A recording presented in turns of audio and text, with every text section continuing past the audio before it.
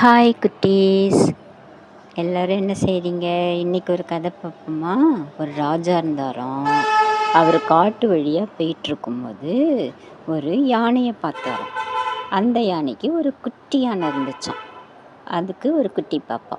அது வெள்ளை கலரில் இருந்ததாம். உடனே ராஜாவுக்கு அந்த வெள்ளை யானை மேலே ஆசை வந்துடுச்சான்.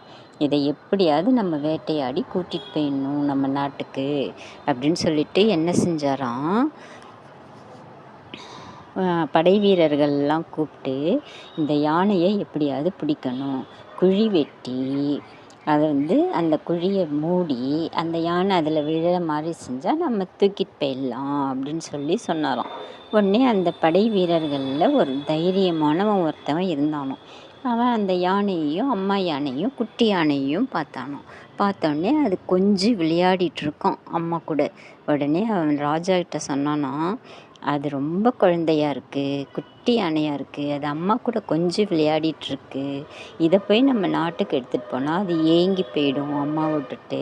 அதனால் கொஞ்சம் வருஷம் போகட்டும், நம்ம அதுக்கப்புறம் வேட்டையாடிட்டு போகலாம் அப்படின்னு சொன்னோடனே ராஜாவும் பார்த்துட்டு ரொம்ப மனசு இளகி போய், சரி வேண்டாம், நீங்கள் சொல்கிறது ரைட்டு தான், நீங்கள் ஒரு ஏற்பாடு செய்ய வேண்டாம், வாங்க போகலாம் அப்படின்னு சொல்லி கூப்பிட்டுட்டு அங்கே போயிட்டாராம் நாட்டுக்கு.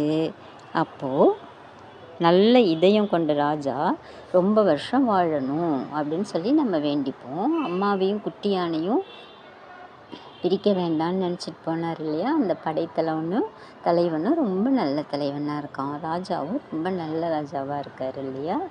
Okay, by.